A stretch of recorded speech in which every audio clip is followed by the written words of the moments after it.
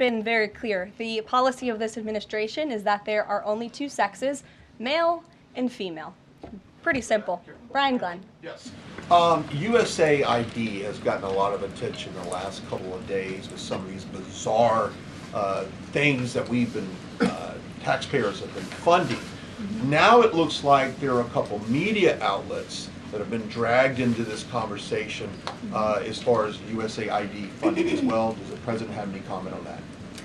So upon coming out here to the briefing room, I was made aware of the funding from USAID to media outlets, including Politico, who I know has a seat in this room. And I can confirm that the more than $8 million taxpayer dollars that have gone to essentially subsidizing subscriptions to Politico on the American taxpayers' dime will no longer be happening. The DOGE team is working on canceling those payments now.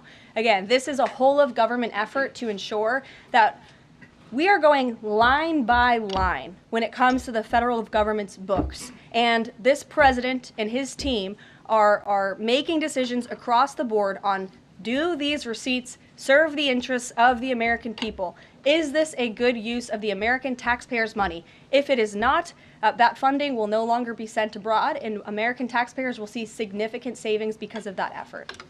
Thank you. I'd like to give some love to the back row. I've heard that unfortunately they haven't been called on in years past. So Reagan, why don't you go ahead? Thanks, Caroline.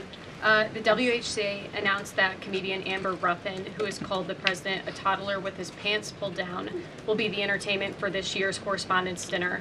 Does the White House have a reaction to this choice, and will the president be attending the dinner this year? Certainly an interesting choice. I have the president's invitation on my desk. I have the invitation for myself on my desk as well. Haven't talked to the president about it. When he makes his decision, I will let you know. But definitely an interesting choice of the comedian. I'll talk to the boss about it and see what we decide. Sure, go ahead. Caroline, in the back, yes, thank you. yes. Appreciate it. On the executive order set to be signed today, you said that this will be enforced. Can you spell out for schools and the public how exactly the administration plans to enforce this, even at the local level? And on top of that, there are human rights groups who say that this could expose kids to discrimination. What is your response to that? I think kids have already been exposed to discrimination, especially young women and girls who have been forced to shower in locker rooms with biological men, who have been forced to compete on playing fields with biological men, which is incredibly unfair and unsafe, and again, an incredibly unpopular policy with the American people. As for the actions that this executive order takes, I already laid those out at the beginning of the briefing. I'm happy to give you a copy of this fact sheet so you can let your audiences across the country know. What's your message to schools who don't comply with this? They should, because it's going to be federal law in about an hour and a half.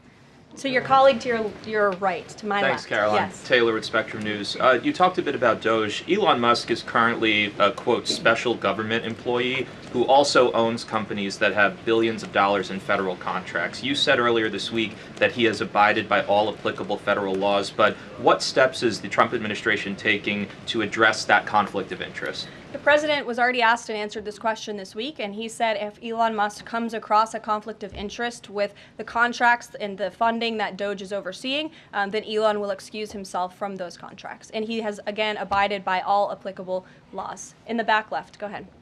Trade advisor Peter Navarro, when asked about the External Revenue Service today, said, quote, we're going to collect a lot of tariff revenues and we're going to get tax cuts out of it. Is it the official position of the White House that tariffs will lower taxes for Americans? The president has always been clear that he believes tariffs are a tax on foreign nations, and he's committed to cutting taxes for the American people here at home. He also believes tariffs are a great revenue raiser for this country, and that's exactly why he has committed to the creation of the External Revenue Service, which I think is a phenomenal idea.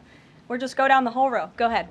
Tom Bateman with the BBC. Can you confirm that under the President's plans for Gaza, any and all Palestinians who want to stay in Gaza on their land will be allowed to do so?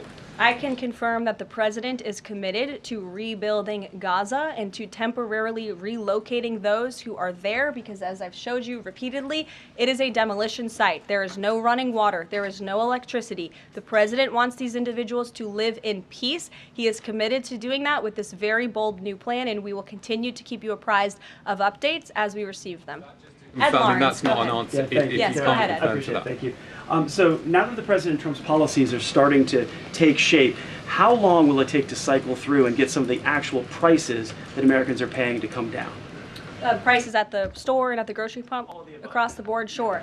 Well, the president is doing everything he can, obviously, to reduce the cost of living crisis in this country as quickly as possible. That's why he signed a litany of executive orders across the board. In the first couple of weeks here, he declared a national